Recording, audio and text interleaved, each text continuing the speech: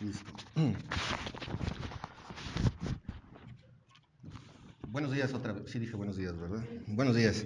Pues vamos a continuar con el hilo de temas que he estado armando.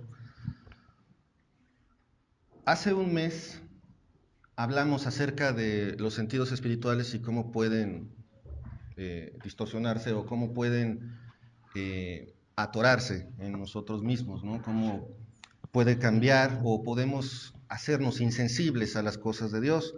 Posteriormente, hace 15 días hablamos acerca del corazón.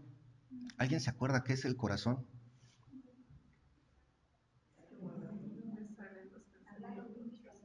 Sí, bueno, también puede decir médicamente el miocardio, que genera la vida. Ajá.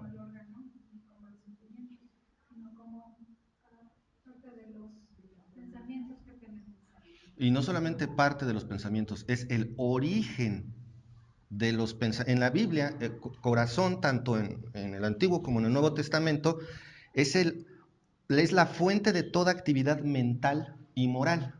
A eso se refiere la palabra corazón. Aparte de ahí viene el raciocinio y los sentimientos. O sea, el corazón es el origen de toda cosa buena o de todo pecado. Así, de nuestro propio corazón. Y luego le estamos echando la culpa a un tercero, ¿no? Pero no, viene de nuestro, ¿de dónde? De nuestro corazón. Voy a necesitar que me apoyen mucho porque ahorita precisamente empezó la fiesta en mi cabeza, entonces necesito que me ayuden mucho, por favor. Eh, y también hablamos de la boca, de las palabras ociosas, etcétera. Bueno, dentro de esa enseñanza también vimos, que hay dos tipos de árboles, que vienen siendo dos tipos de personas o dos tipos de cristianos. ¿Se acuerdan? ¿Sí se acuerdan de eso? Y hay un árbol bueno que da, ¿qué tipo de frutos? Buenos. Y hay un árbol malo que da, ¿qué tipo de frutos? Frutos malos. Y dice posteriormente la Biblia, tienes que hacer que el árbol bueno, de frutos buenos, y hacer que el árbol malo cambie. Básicamente hablando. Hoy vamos a hablar acerca del fruto, precisamente. Estuve dándole vueltas por dónde agarrarlo y el asunto del fruto, pero es tan amplio que una de dos, o me echo 2 horas o lo vemos en 2 días. Dadas las circunstancias dije, mejor 2 días. Sirve que así ya tenemos amarrado el siguiente tema y ustedes lo pueden tener para ir leyendo, para irse preparando. Porque muchas veces yo siempre he tenido una pregunta. Hermanos, ¿para qué traemos Biblia? ¿Para leerla? ¿Será para eso? ¿Para estudiarla? ¿Quién más? ¿Alguien más?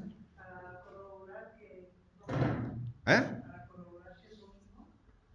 Ahí está el punto. Podríamos venir a la iglesia sin Biblia para que el que esté enfrente enseñe y en base a lo que él dice nos quedamos. Uh-huh. Pero hay un riesgo, entonces el que pasa al frente puede mentir. La Biblia la traemos para escudriñar lo que nos dicen enfrente, para compararlo, para ver si es cierto que el que está al frente está diciendo la verdad. No nada más es para traerla de paseo o a ver quién trae la Biblia más galana, porque hay unas Biblias que qué bonitas están por fuera, en serio, unas con unos adornos, y el otro día estaba viendo una, no sé cómo le hicieron, pero parecía libro antiguo, café y arrugado, y se veía grabado, bueno, se veía increíble. Por ahí hay unas también que de mezclilla y hasta traen la bolsita para poner ahí la ofrenda. Y qué bueno que hay todo eso, pero también puede caer en algo muy normal, que es la moda. Un rato me entusiasma y la tengo, es como los juguetes recién regalados. Yo me acuerdo que hace muchos años me regalaron una vaca lechera, una vaca de este tamaño y le jalabas la cola, tomaba agua y cuando lo ordeñabas con una pastillita salía agua blanca. Uh-huh. Excuso decir que yo creo que le perdí el entusiasmo como a la semana y me duró mucho. Y eso nos pasa a nosotros también. Traemos la Biblia más moderna en el teléfono o en la computadora o impresa, pero se nos pasa el entusiasmo después. La Biblia, hermanos, la palabra de Dios, no es un adorno, no es un juguete, no es un libro más. Es la palabra de Dios y es una herramienta para nuestras vidas. Entonces, en base a ella, quiero que ahorita me ayuden, poniendo mucha atención porque se me va a ir la hebra. Puedo perder el hilo de lo que estoy diciendo en cualquier momento. Y adivinen a quiénes necesito. A ustedes. ¿De acuerdo? Entonces, teniendo esto en cuenta, pensando en los dos árboles, pensando en el fruto, pensando en todo lo que hemos aprendido, vamos a poner este tiempo en manos de Dios. Acompáñenme a orar. Padre amado, Padre celestial, gracias te damos, Señor, por este día.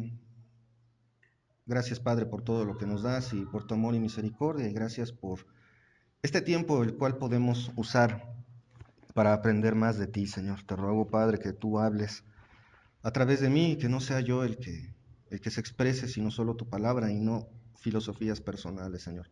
También te ruego por mi cabeza. Gracias, Padre, por todo esto en el nombre de nuestro Señor Jesucristo. Amén. Amén.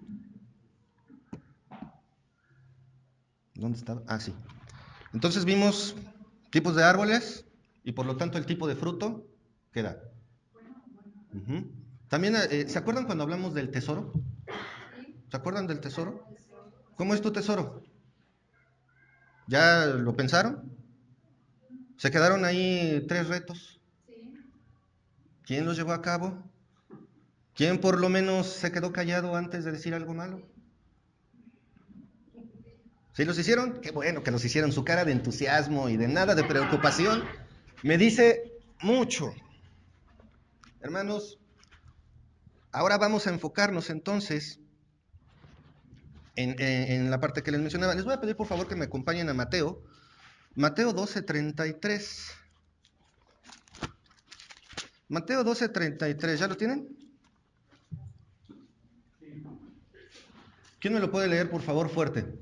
O hacer el árbol bueno y su fruto bueno, o hacer el árbol malo y su fruto malo, porque el fruto se conoce, porque por el fruto se conoce el árbol. Gracias, porque por el fruto se conoce al árbol. Dice, o haced el árbol bueno y su fruto bueno, o haced el árbol malo y su fruto malo.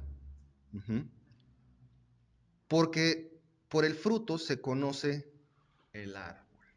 Si yo me encuentro, nuevamente hablando un poquito del árbol, si yo me encuentro una manzana junto a un árbol y le digo pirul al árbol, ¿estoy bien?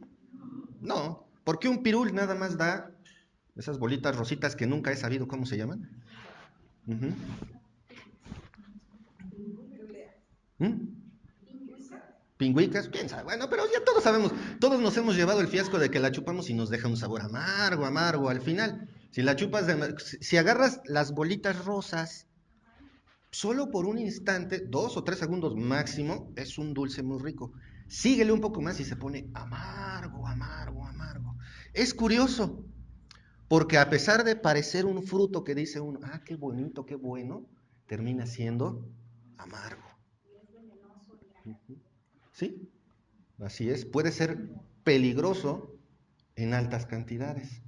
Eso nos dice también que hay árboles que pueden aparentar ser buenos, ¿verdad? Pero al final, ¿cómo será su fruto? Puede ser amargo, puede ser malo, puede ser peligroso, puede ser venenoso.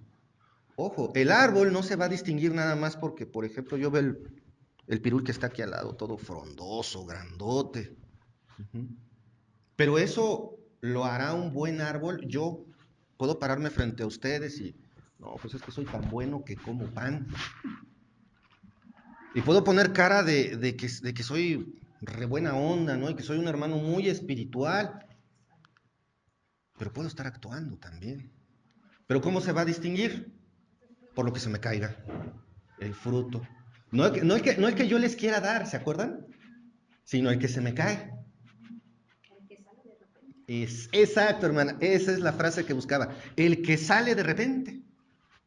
Se te amarra un coche enfrente y... Te ocurre algo de golpe y... ¿Sí me explico?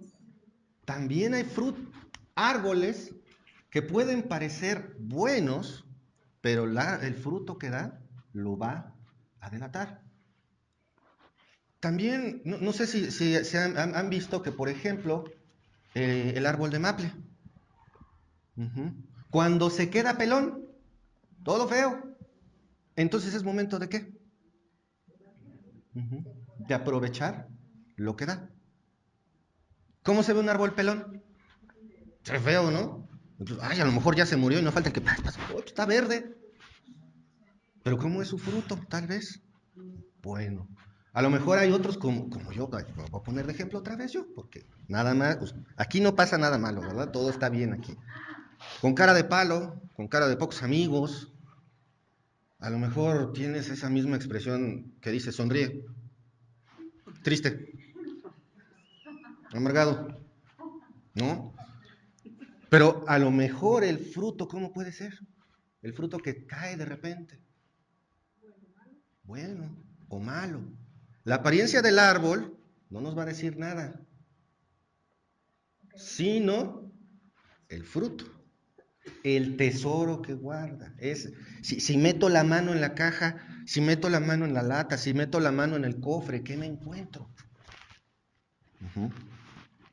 Entonces, recordemos que todo dentro de esta prédica, esta enseñanza, vamos a ver que todo es en el contexto del salvo, del Hijo de Dios. Entonces, la primera pregunta es, ¿eres hijo de Dios? Levanten la mano todos los que son hijos de Dios.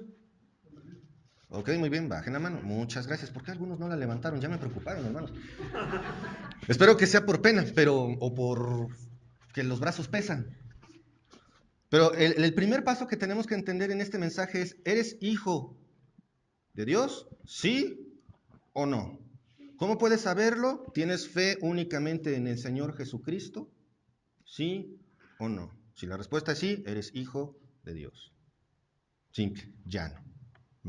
Si no, pon mucha atención. Entonces, bajo el contexto de que todo esto es para los hijos de Dios, vamos a ver lo que nos dice el Señor en Gálatas 2:20. ¿Quién me lee, por favor, fuerte? Gálatas 2:20.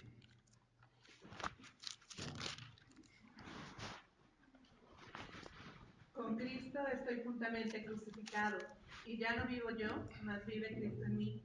Y lo que ahora vivo en la carne, lo vivo en la fe del Hijo de Dios, el cual me amó y se entregó a sí mismo por mí. Muchas gracias, Priscila.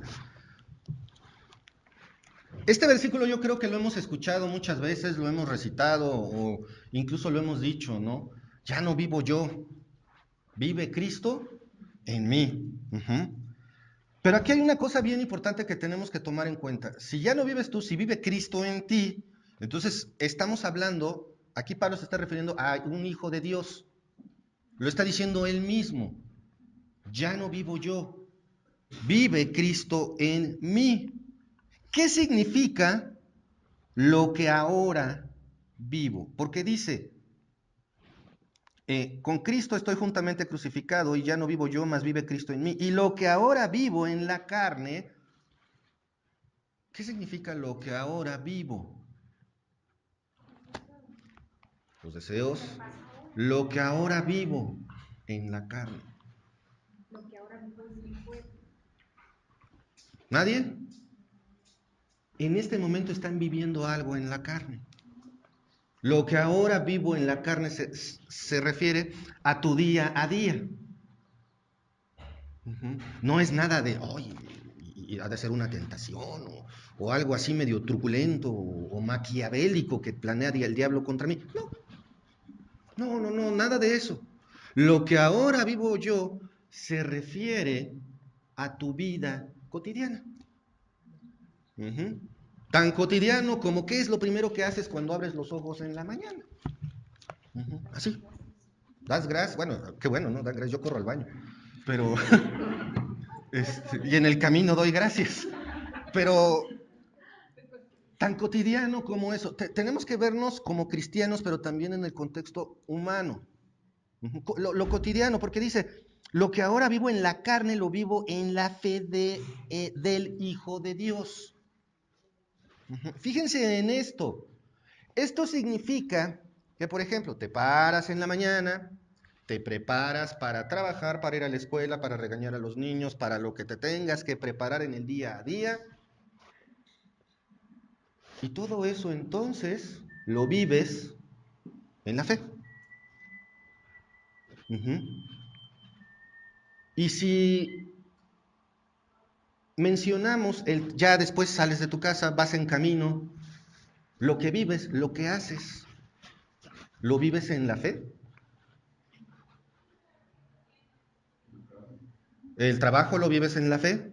¿La escuela la vives en la fe? ¿El receso para el cafecito o el receso en la escuela lo vives en la fe? ¿O se te sale toda la carnota, como decía un amigo? Deja salir el filetote ahí enfrente de todos. La semana pasada, el sábado, bueno, del sábado de ayer, hace 8 días, estaba platicando con los adolescentes, bueno, con los jóvenes, más bien, que Dios te hizo de un modo, pero nuestra incapacidad de aceptar cómo nos hizo Dios hace que seamos imitación de alguien más. Nos lleva a atraparnos en un círculo de que quiero agradarle a los demás a cualquier costo. Pero Dios te hizo de un modo y no te hizo para que seas imitación de alguien más, sino que lo único que hay que seguir es a Cristo, nada más. Seas como seas. Entonces, lo que ahora vivo también entonces es un producto. Lo que vives es un producto. Tu cotidianidad es un producto de ti mismo. Es un producto, es un fruto. Es ese que se nos sale de repente. Ahí está. ¿Ven cómo empieza a anidarse? Entonces, hermanos, vamos a seguir, pero ahorita vamos a regresar a este tema, a este pasaje, pero vamos a ver lo que dice Cristo acerca del fruto, la vid y el labrador.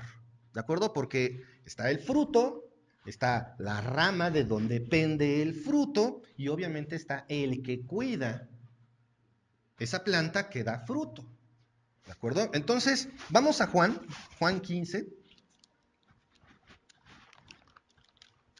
¿Cómo es Dios que lo que habló nuestro hermano Alfredo hace un momento es muy cercano a lo que vamos a seguir hablando?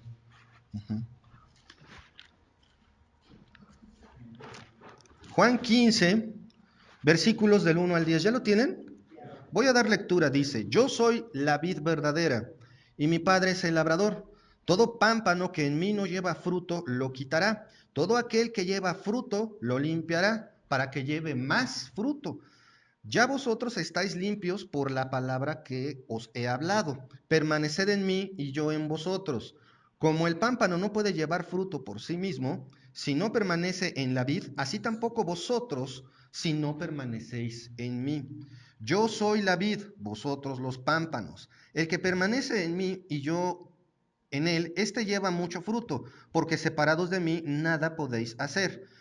El que en mí no permanece será echado fuera como pámpano, y se secará, y los recogen y los echan en el fuego y arden. Si permanecéis en mí y mis palabras permanecen en vosotros, pedid todo lo que queréis y os será hecho. En esto es glorificado mi Padre, en que llevéis mucho fruto y seáis así mis discípulos.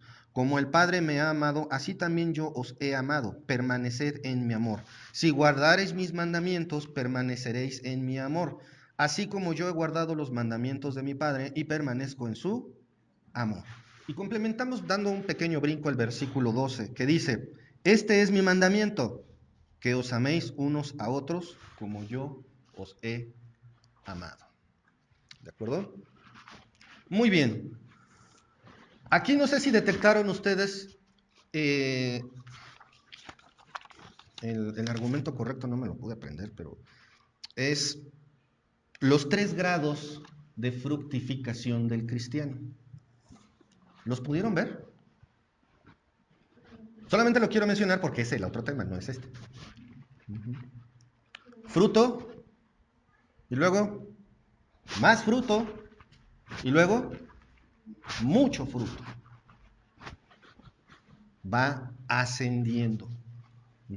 Y hoy vamos a ver la base sobre estos 3 grados de fructificación, porque hoy lo que vamos a ver son 3 condiciones de la vida fructífera del cristiano. Una cosa es los 3 grados de fruto y otra cosa son los 3 grados de condiciones de la vida fructífera del cristiano. ¿Qué es una condición? Vamos a entender primero bien, qué es una condición. ¿Qué es una condición? Correcto. Es un argumento que se utiliza como sí, entonces. Por ejemplo, cuando su chamaco quiere salir, si arreglas tu cuarto, entonces te doy permiso. Ajá. O si te portaras bien, te daría permiso. Hay un sí y luego un entonces. En el condicionamiento. Esto quiere decir que en la vida del cristiano hay un, si eres cristiano, entonces haces esto. ¿De acuerdo? Y vamos a ver 3 para el día de hoy. ¿De acuerdo? Entonces, la pregunta nuevamente, ¿eres hijo de Dios? ¿Eres cristiano? Perfecto, porque entonces quiere decir que en esta prueba que vamos a hacer de manera personal, vamos a ver 3 preguntitas, así, 3, nada más chiquitas, así, simplecitas, y nos va a permitir examinarnos a nosotros mismos. Entonces quiero que se pongan bien concentrados para que vean. Vamos a ver entonces el versículo 2.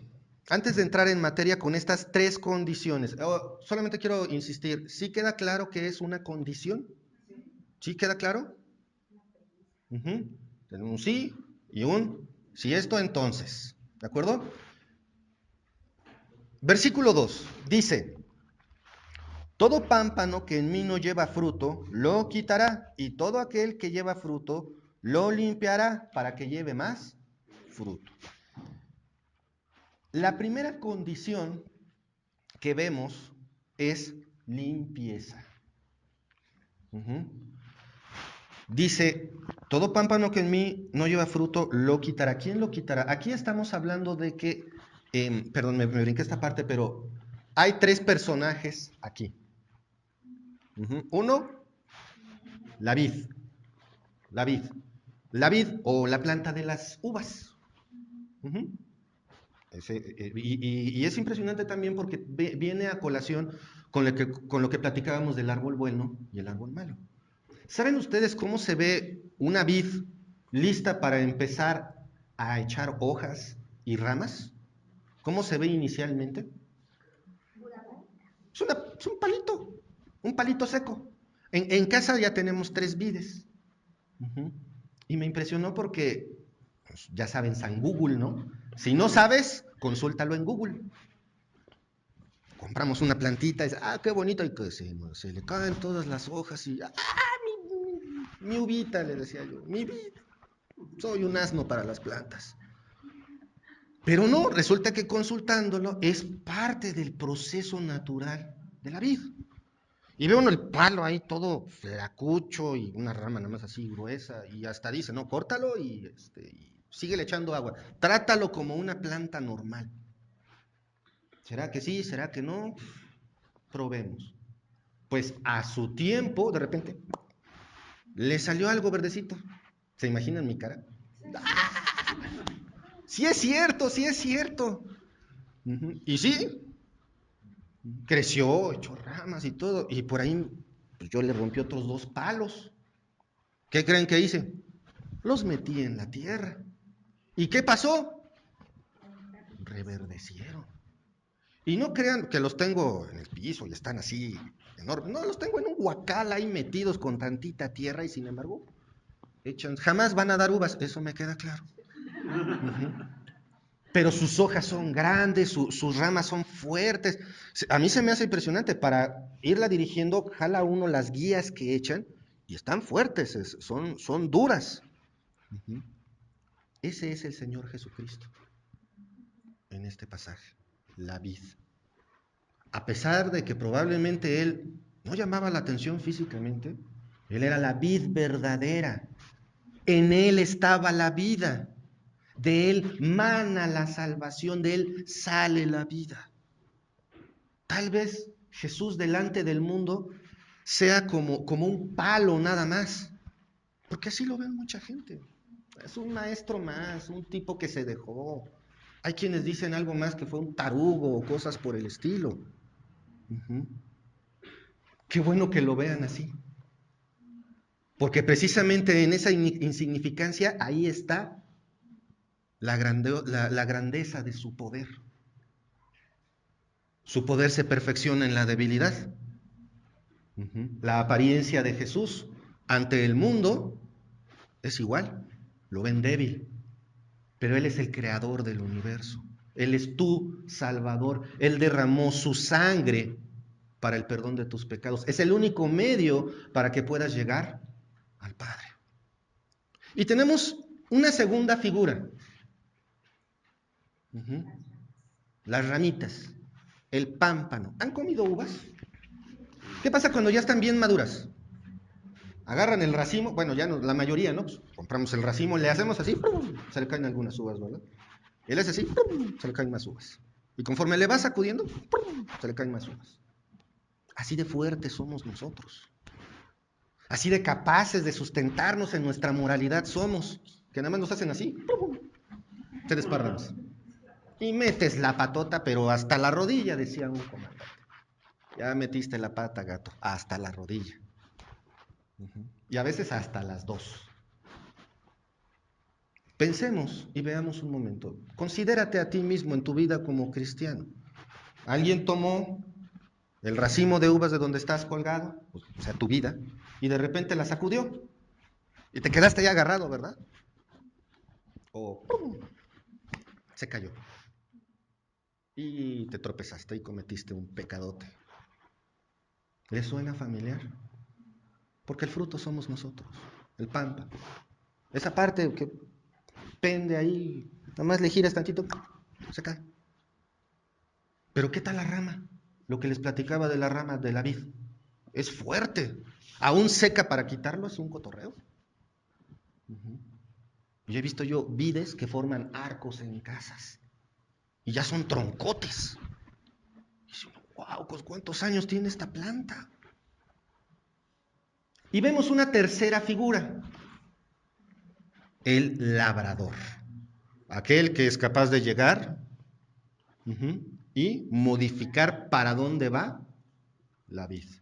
¿Quién es esa tercera figura?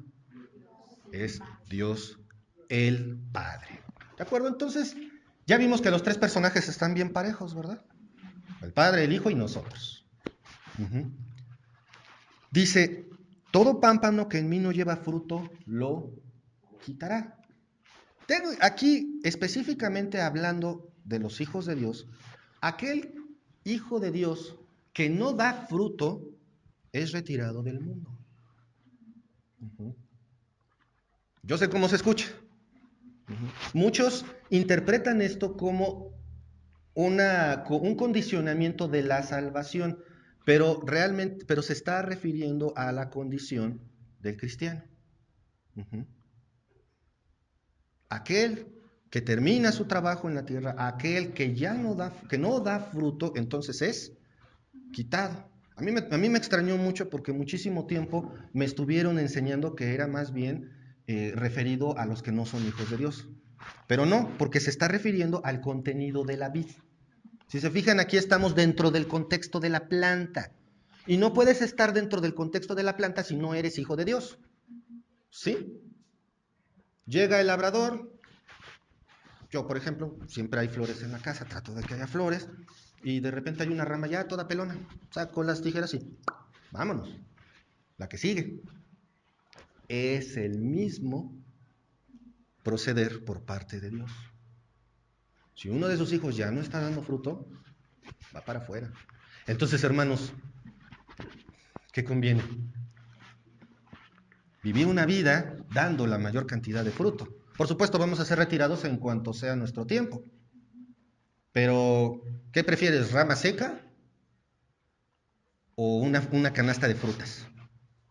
Si en este momento yo te ofreciera dos regalos, una rama seca y una canasta de frutas, ¿qué preferirías? Por lógica, la canasta de frutas, ¿verdad?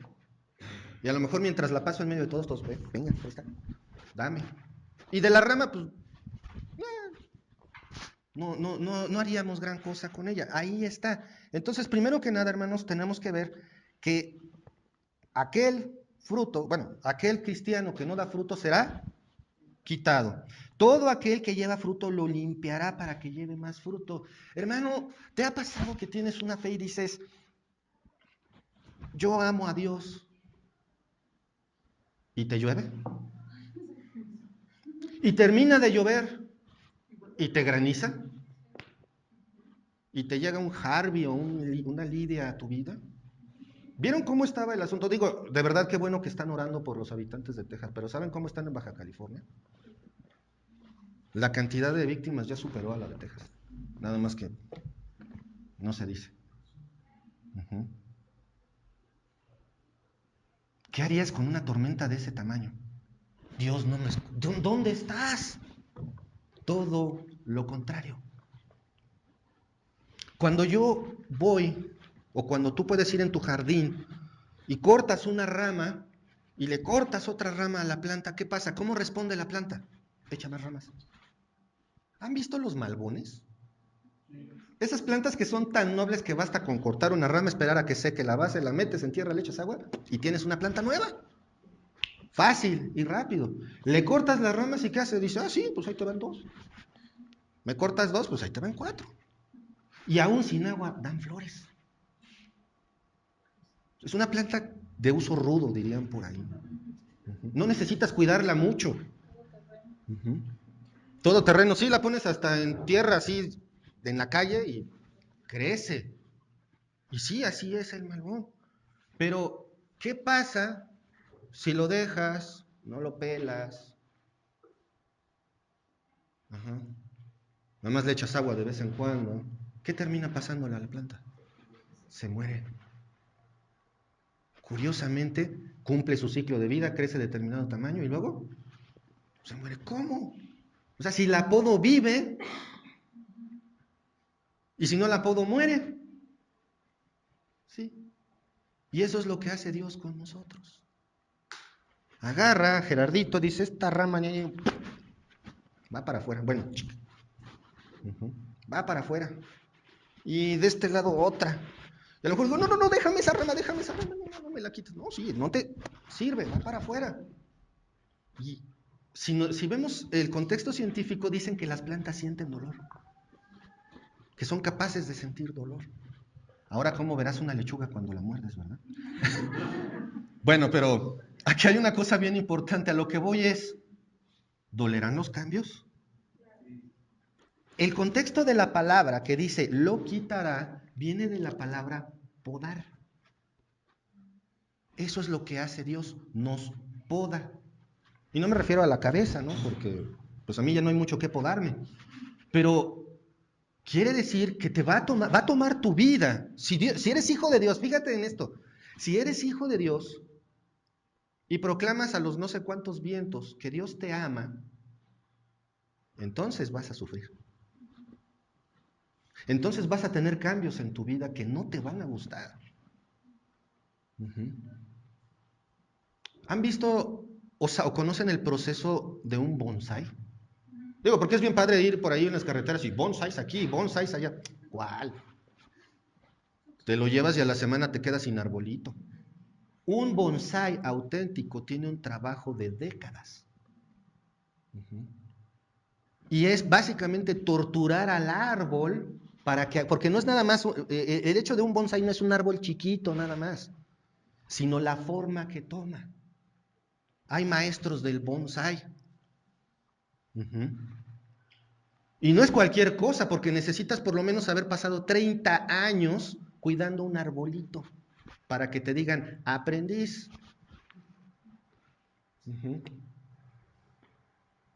Dios pone esa dedicación en tu vida.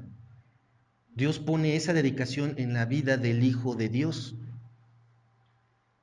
Te cuida y te corta tus ramitas. Y ve una hoja medio amarillenta y te la arranca. Pero ¿cómo son los instrumentos de poda?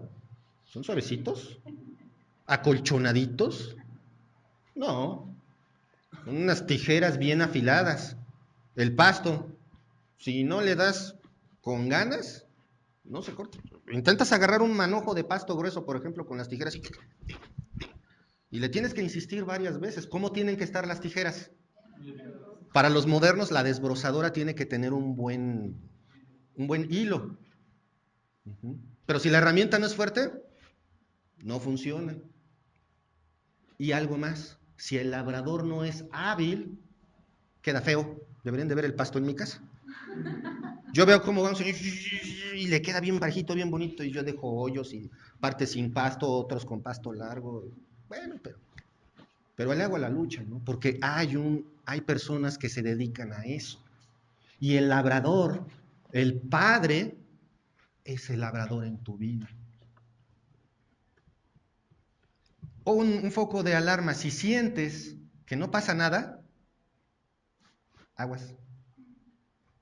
Considera tu vida. ¿De acuerdo? Entonces, esa es la primera condición. Vamos a pasar entonces ahora a la primera condición, ahora sí. Y ya vosotros, versículo 3 y 4, ya vosotros estáis limpios por la palabra que os he hablado.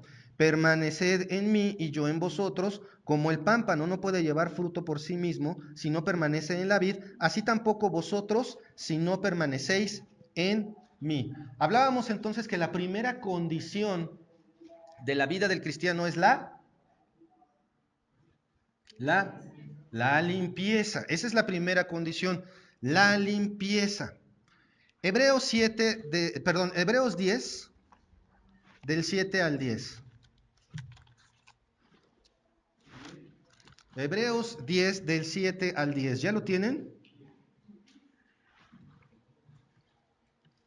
Hebreos desde 7 a 10 dice, entonces dije, he aquí que vengo, oh Dios, para hacer tu voluntad, como el rollo del libro está escrito de mí, diciendo primero, sacrificio, ofrenda y holocaustos y expiaciones por el pecado no quisiste, ni te agradaron, las cuales cosas se ofrecen según la ley. Y diciendo luego, he aquí que vengo, oh Dios, para hacer tu voluntad, quítalo primero para establecer esto último. En esa voluntad somos santificados mediante la ofrenda del cuerpo de Jesucristo hecha una sola vez y para siempre. La limpieza en primer grado, ahorita vimos lo que es la poda, pero previamente ya fuimos hechos limpios. Dice aquí en el versículo 3, y vosotros estáis limpios por la palabra que os he hablado. Es el proceso de limpieza que pasa cada uno de nosotros al recibir el Evangelio. Y el Evangelio son las buenas nuevas de las cuales nos dicen que Cristo murió por tus pecados conforme a las Escrituras. Básicamente lo que estamos viendo aquí en Hebreos.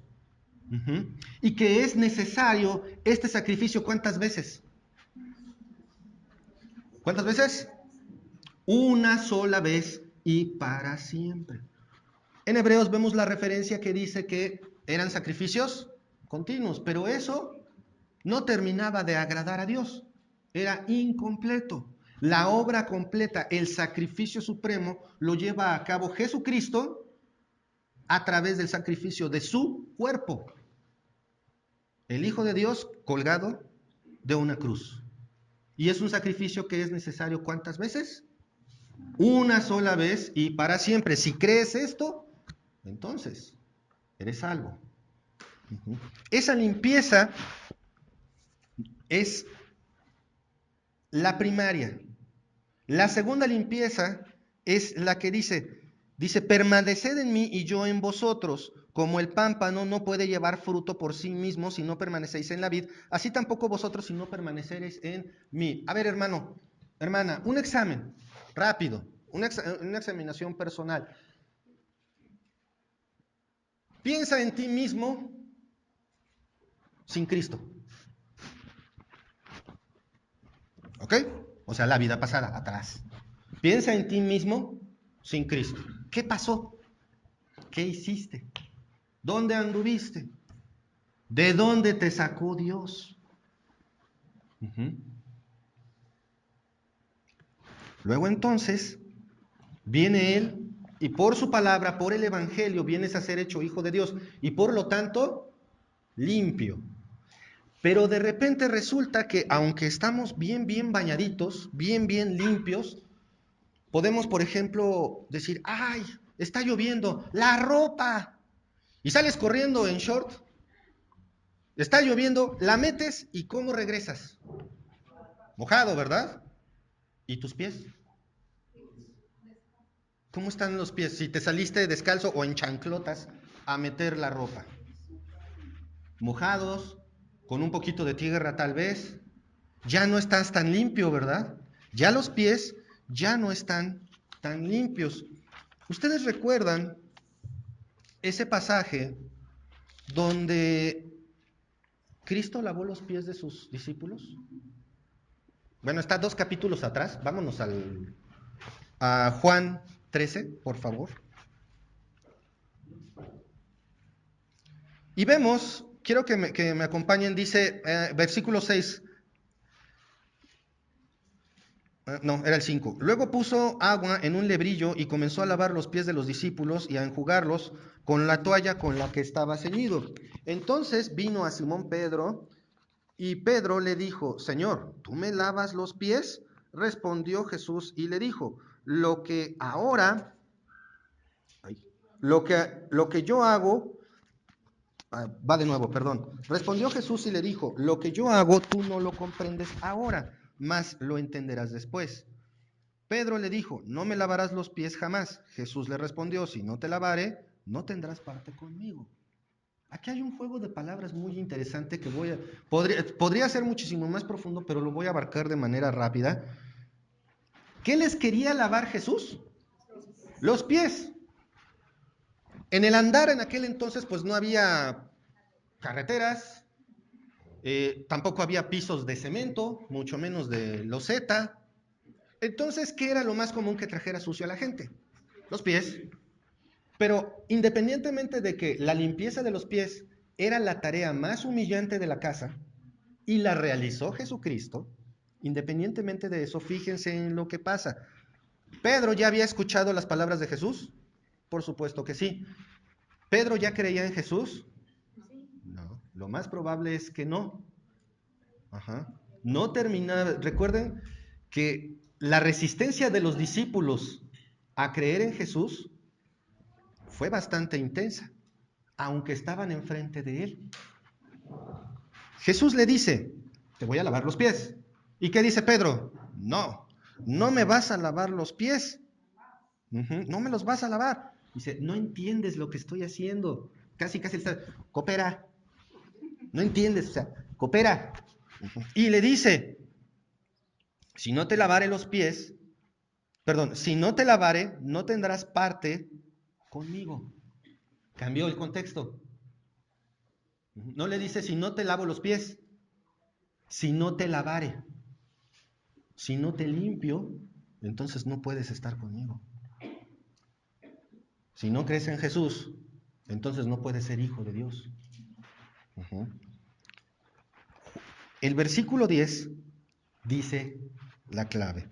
Jesús le dijo, el que está lavado no necesita sino lavarse los pies, pues está todo limpio, y vosotros limpios estáis, aunque no todos. Porque Pedro le dice, bueno, entonces no me laves los pies, lávame todo. Dice, no, espérate, fíjate lo que estás diciendo, porque aquel que ya es limpio no necesita más que lavarse los pies. En tu vida, como cristiano, ¿cómo te puedes lavar los pies?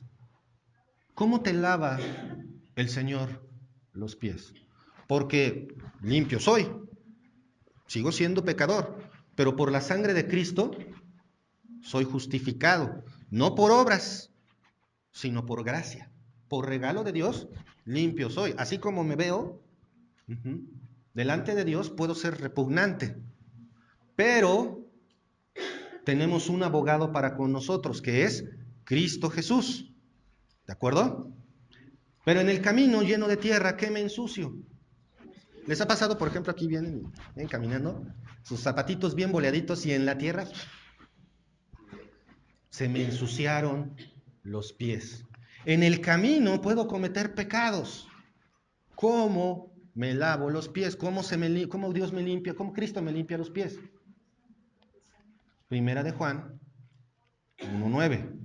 Si confesamos nuestros pecados, Él es fiel y justo para perdonar nuestros pecados y limpiarnos de toda maldad. No de tantita maldad, no, de toda maldad. No importa qué hayas hecho, confiésalo al Señor. No así como, Señor, perdóname todos mis pecados porque soy pecador pecaminoso.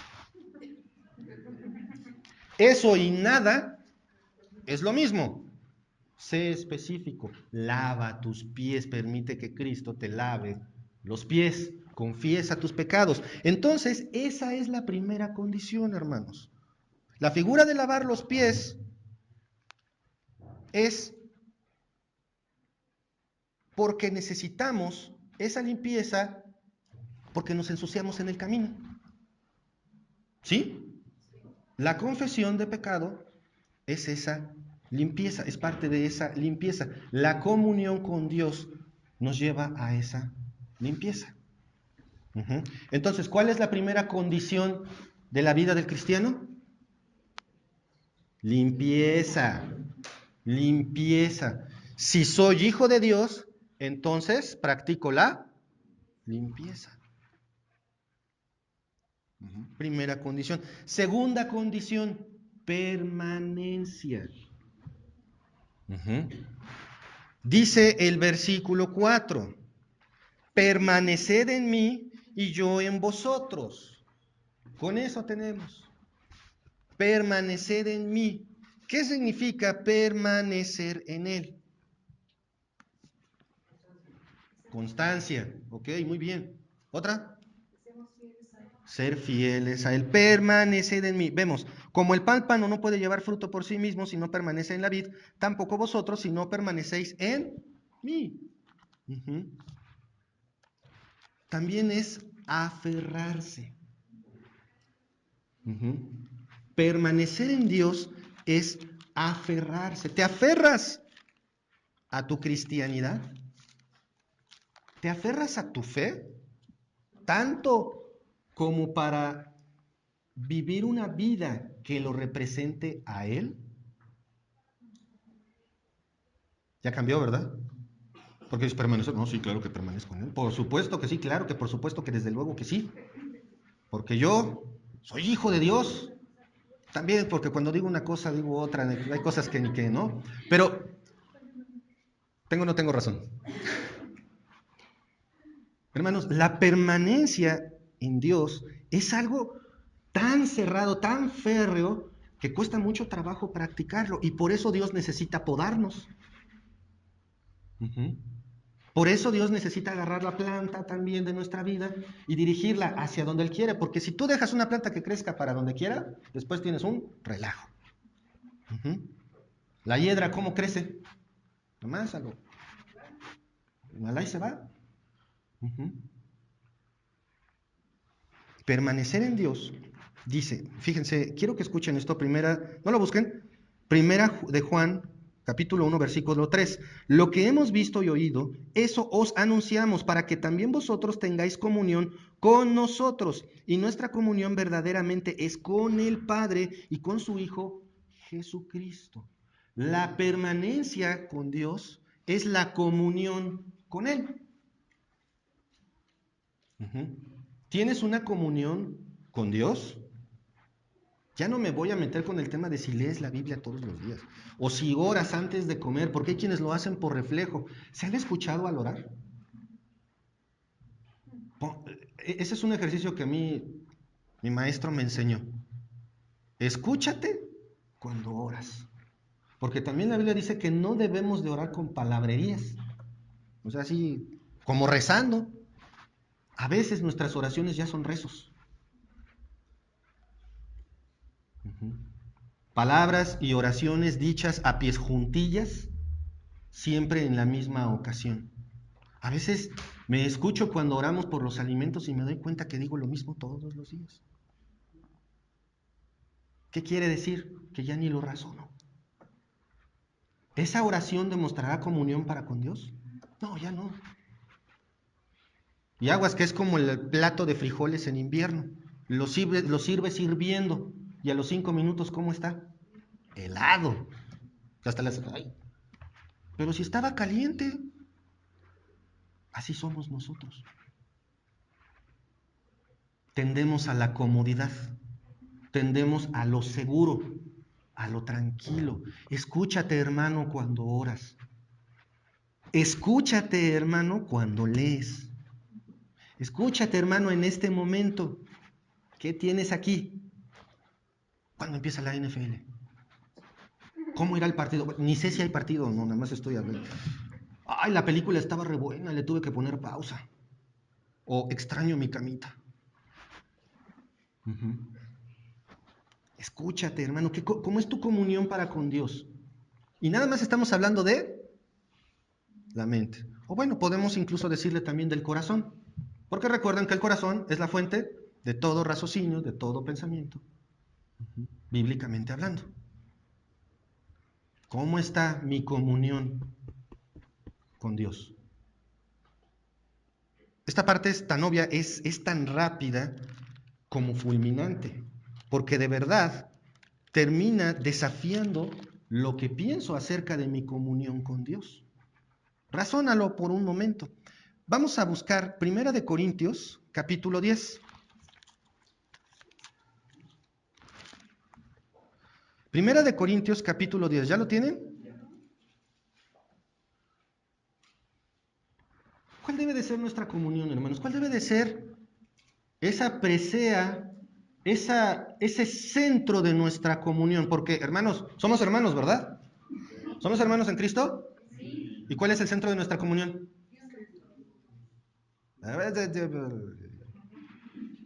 Vamos a ver cuál es. Vamos a ver cuál es. Dice,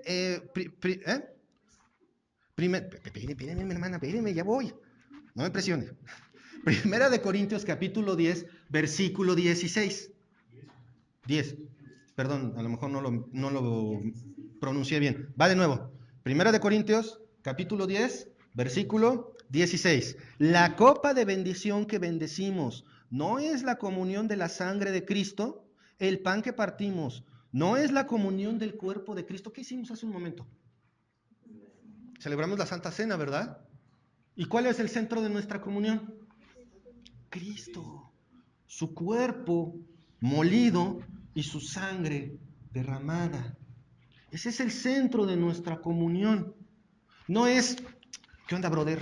Ya acabó ya acabó el servicio, vámonos a ver el partido, ¿no? Vamos a comprar unas alitas. Sí, está bien. Es más, me invita. No. Sí, es bueno convivir entre hermanos, sí.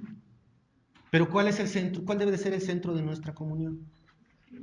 Los jóvenes una vez, en otro lado, me decían, ¿por qué nunca nos llevas al cine, Gerardo? Adivina. Porque eso es convivir, eso es divertirnos. Pero la comunión que necesitamos, ¿cuál es? Cristo. No que nunca vayamos a ir, pero hay algo que es más importante. ¿Cómo está tu comunión con Cristo, hermano? Si es así, cristocéntrica. Entonces, ¿cuál es la primera condición de la vida del cristiano? Limpieza. Si eres cristiano, entonces practicas la limpieza. El segundo, ¿cuál es? Permanencia. Si eres hijo de Dios, entonces permaneces en Cristo, ¿verdad? Puros 10 hasta ahorita. ¿Listo? Vamos a ver la tercera. Es el más fácil. Es el más bonito de todos. ¿De acuerdo? ¿Listos? El tercero es obediencia. Vamos atrasito, regresemos a Juan 15 y vamos un poquito más atrás. Juan capítulo 13. Juan capítulo 13, versículo 34. La obediencia es, el eje es el nuevo mandamiento. ¿Quién me lee, por favor, Juan 13, 34? Un mandamiento nuevo os doy, que os améis unos a otros como yo os he amado, que también os améis unos a otros. Gracias. Y cierra. En esto conocerán todos que sois mis discípulos si tuviereis amor los unos con los otros. Hermanos, ¿me aman? Me encanta que se rieron. Eso lo dijo todo. Dice, digo, las cosas son circunstanciales, ¿verdad? Y estoy lleno de defectos. Tengo más defectos que virtudes, cierto.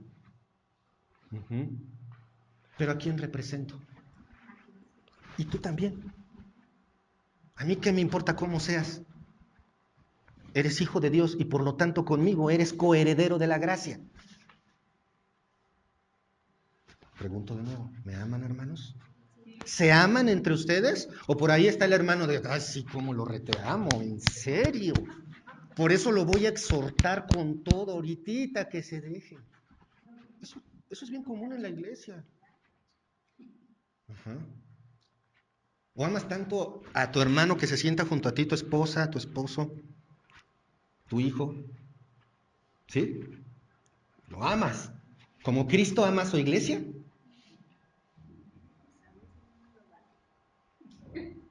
Ese es el amor sobrenatural, hermanos. Que se amen los unos a los otros. Que nos amemos los unos a los otros. Que cubramos nuestras necesidades. ¿Saben una cosa? El final del servicio parece una carrera de velocidad. A ver, ¿quién se va primero? Ahorita que están amontonados los carros, me voy a divertir. Porque se van a entretener más. Pero hermanos, de veras, he visto una congregación, me gustaba mucho ahí cómo era, a pesar del calorón que hacía adentro, porque era un salón techado con láminas, eran las 2, 3 de la tarde y ahí seguíamos, porque hasta comíamos juntos todos. En verano, y no terminaba ahí, porque después de eso los VIP nos íbamos a cargar las sillas, los instrumentos y todo eso, y continuábamos la parranda en la casa del pastor. Lo de parranda es figurativo. Pero eran 5, 6 de la tarde y seguías metido en la iglesia, básicamente, porque la iglesia no es el local. Y hay veces que parece que soltaron una bomba pestosa en el salón. Hermanos, están despedidos. Claro, todos pueden tener asuntos importantes, y no digo que esté mal. Pero ¿cuál debe de ser el centro de nuestra comunión? Cristo. Y tenemos que amarnos unos a otros, como aquel que nos amó, tanto como para dar la vida para el perdón de tus pecados. Ahora, aquí, en este versículo, vamos ahora, por favor, no, perdón, ok, ya. Pero ¿qué tiene que ver el amarnos los unos a los otros con la obediencia? ¿Será fácil amarnos los unos a los otros? Yo luego veo a Marg y le digo, ¿cómo te amo, hermano? De veras, de veras. A mi hermano Pedro, a mi hermano Alex. Los veo, ¿cómo te amo, hermano? ¿En serio? No, no es cierto. A veces uno se hace el difícil para amar. Yo me acuerdo con Moni. ¿Saben cuál fue la expresión que dijo mi mamá cuando le dije que me iba a casar con ella? Hasta que la agarraste cansada. Porque fueron años de perseguirla. Qué amor tan condicional se vio ahí, ¿verdad? Digo, es algo jocoso, algo que a mí me gusta, pero si lo analizamos, es un amor condicional. No es un amor que se da ahí ya, como el amor de Dios para con nosotros. Que dio su vida, ¿y qué te pide a cambio? Básicamente nada. Pero ¿qué tiene que ver el amor con la obediencia? Que es un mandamiento. Vamos otra vez, por favor, a Juan 15. Y quiero que me acompañen al versículo 10. Si guardareis mis mandamientos, permaneceréis en mi amor, así como yo he guardado los mandamientos de mi Padre y permanezco en su amor. ¿Cuál es el mandamiento entonces? Amarnos. Pero aquí viene lo interesante. Descubrí algo al estar estudiando este pasaje que les va a fascinar. Bueno, a mí me dejó pasmado. Porque siempre hablamos del amor, ¿verdad? El amor es una cosa, con los jóvenes, el amor es una cosa esplendorosa que pone a la gente como babosa. Ajá. Pues sí, porque ese tipo de amor no es más que química en el cerebro y hace que el enamorado actúe baboso, babosamente. A los 3 meses se le pasa y la que sigue, o el que sigue. Y sigues actuando como baboso. Porque ese es el amor humano. Hay 4 tipos de amor en la Biblia. ¿Sí se lo saben? Filos, eros, estorgos y agape. Estorgos, no estorbos. Estorgos. Ajá. Ahorita no me voy a meter en eso, pero concentrémonos en que entre agape y los otros 3 hay un universo de diferencia. Porque agape es el que solo Dios puede dar. Y los otros 3, filos, estorbos y eros, son los humanos, que están condicionados. Y agape no es, bueno, no sé si agape o agape, no sé griego, no sé hablar griego, pero ese es el de Dios para con nosotros. Por lo tanto, nosotros no tenemos ni idea más que en Cristo Jesús. El versículo 10 dice, permaneceréis en mi amor. Aquí la palabra amor en el versículo 12 viene de la palabra natural griega agape. O agape, bueno, esa. Pero ¿saben cuál es su significado raíz? Festín de amor. No es amor nada más. Ajá. El amor de Dios, si quieres permanecer en el amor de Dios, o sea, si quieres permanecer en el festín de amor que tengo preparado para ti. ¿Qué es un festín, hermanos? No sé ustedes, pero a mí me entusiasman los festines. Dicen que en la forma de agarrar el taco se conoce al tragón, ¿no? A veces me causa vergüenza, pero también me encanta cuando nos invitan a comer y las hermanas, ¿te sirvo más, hermano? Y ponen una sonrisa diciendo, vas a decir que sí. Bueno. Y te sirven, ¿verdad? ¿Por qué? Porque uno de mis gustos es comer. Pero no se compara a lo que dice aquí. Si guardas mis mandamientos, te voy a dar un festín de amor. Si permaneces en mí, lo que vas a obtener es un festín. Un amor tan grande, tan inmesurable, que ni siquiera lo vas a ver. ¿Han visto Godzilla? Bueno, sí, hay unas escenas, porque son monstruos gigantes, ¿no? Si decimos Godzilla, estamos hablando de monstruos de 50 metros para arriba. Tan descomunales, tan grandes, que a veces los héroes van. Y en eso pasan y el monstruo se mueve. Nunca lo vieron. Porque ¿cómo es? Descomunal. Es tan grande que no lo ves. Por ahí hubo un estudio bien chistoso de las hormigas que dicen que para ellas prácticamente no existimos. Porque somos tan grandes en comparación de ellas que no nos ven. Hasta que las pisas, claro, ¿no? Dios es tan grande que aún los avances científicos más recientes lo desconocen. No lo pueden ver. Porque tenemos un Dios tan grande que ¿qué pasa con el hombre, con el ojo natural? No lo ve. ¿Y si uso lentes? Menos. Porque lo que necesito para ver a Dios son ojos espirituales. Haber sido transformado por Dios. ¿Qué les parece este resultado? Si permanezco en Dios, entonces Él me da un festín de amor. Y dice el versículo 12, este es mi mandamiento, que os améis los unos a los otros. Qué fácil, ¿verdad? Pero no se preocupen. Resulta que aquí la palabra ya no es agape, es agapao, que significa amor en sentido social y moral. Dios no está exigiendo que yo ame a mis hermanos, así como le hace Dios, exactito, igualito. No se puede. En realidad no podría, porque solamente Dios puede dar ese tipo de amor. Sin embargo, Él dice, ama a tus hermanos en un sentido moral, en un sentido social, pero ámalo.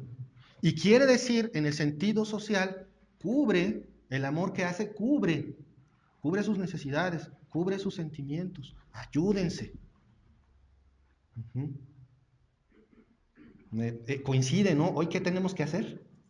De una manera u otra, ese pasillo tiene que quedar reluciente, rechinando de limpio. Qué casualidad que los coches están todos enredados. Amémonos en ese sentido, hermanos. Entonces, ¿pero por qué tenemos que amarnos? Antes, perdón, ya me había brincado. ¿Por qué tenemos que amarnos? Porque es un mandamiento. Entonces, ¿cuál es la tercera condición de la vida del cristiano? Obediencia. Porque el amarnos los unos a los otros es el nuevo mandamiento. Entonces, hermanos, sencillo. Si soy un hijo de Dios, entonces practico la limpieza, confieso mis pecados.